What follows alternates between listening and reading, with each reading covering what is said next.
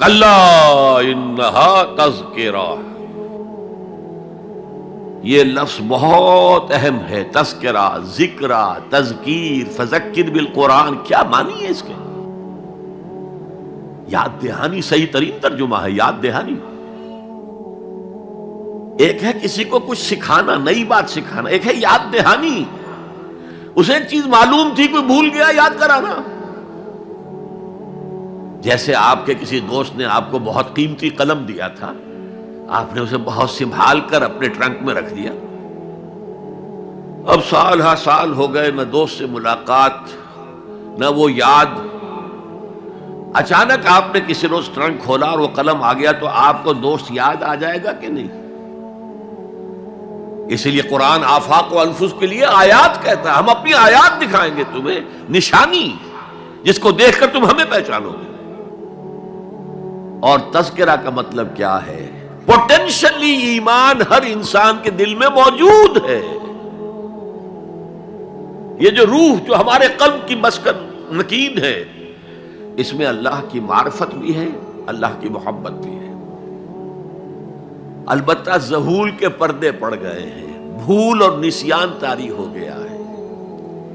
ہم دنیا ہی کے اندر گم ہو کر رہ گئے ہیں، ہماری ساری دلچسپیاں دنیا سے ہیں، لہذا ہماری توجہ ہی نہیں ہے، ورنہ ہر انسان کے دل میں یہ جو یہاں ہندوستان میں کہتے ہیں آتما اور پرماتما، آتما اور پرماتما کا تو تعلق بہت گہرا ہے، ابتدا میں بنا دی گئی تھی ارواح، جب ہم سب کے سب تمام انسان آدم سے لے کر اور تا قیامت جو انسان آئے گا دنیا میں، ان سب کی ارواح پیدا کر دی گئی، اور پوچھا گیا الست بربکم قالوا بلا، یاد ہے؟ لہذا یہ تذکرہ ہے، یہ یاد دہانی ہے، تمہارے اندر موجود ہے، اللہ کی معرفت بھی موجود ہے، اللہ کی محبت بھی موجود ہے، لیکن کلا بل ران علی قلوبہم ما کانوا یعملون، ان کے دلوں پر زنگ آ گیا ہے اب ان کے اعمال کی وجہ سے، شیشہ جو ہے وہ زنگ آلود ہو گیا۔ حضور نے فرمایا ان هذه القلوب لتصدع كما يصدع الحديد اذا اصابه الماء،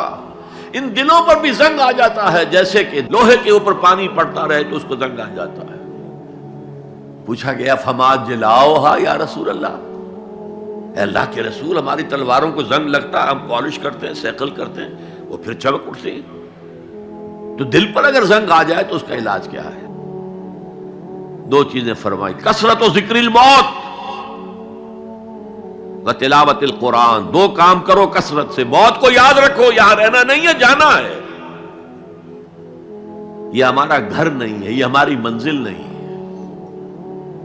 ہمارا اصل گھر جو حضور نے فرمایا انما الدنیا خلقت لکم وانتم خلقتم للآخرہ، یہ دنیا تمہارے لیے بنائی گئی، تم آخرت کے لیے بنائے گئے ہو،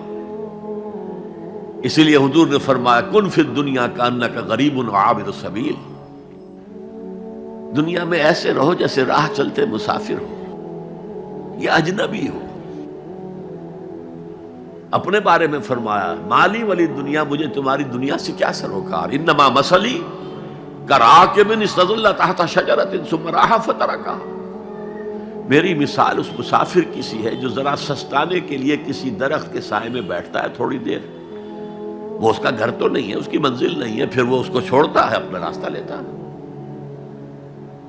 یہ اگر ہمارا تصور قائم ہو جائے، کلا انہا تذکرہ، اب اس کے بعد جو الفاظ آئے فی صحف مکرمۃ مرفوعۃ مطہرۃ بایدی سفرۃ کرام بررہ، یہ جو قرآن ہے، جو تذکرہ ہے، یہ بڑے ہی انتہائی پاکیزہ صحیفوں میں ہے، فی صحف مکرمۃ، بڑے باعزت، مرفوعۃ مطہرۃ، مرفوع بلند اور انتہائی پاک، بے ایدی سفرۃ، یہ کن کے ہاتھوں میں ہے؟ لکھنے والے وہ فرشتے، بے ایدی سفرۃ کرام بررہ، جو نہایت باعزت ہے، بہت وفادار ہے اللہ کے۔ یعنی اصل قرآن کہاں ہے؟ لوح محفوظ میں ہے، اصل قرآن کہاں ہے؟ ابھی اگلی جو پڑھیں گے ہم، کتاب مکنون، چھپی ہوئی کتاب کے اندر ہے۔ اصل قرآن کہاں ہے؟ وَإِنَّهَا لَفِي أُمِّ الْكِتَابِ لَدَيْنَا لَعَلِيٌّ عَظِيمٌ، یہ تو اس ام الکتاب میں جو ہمارے پاس ہے، بہت بلند ہے اور بہت عظمت والا ہے۔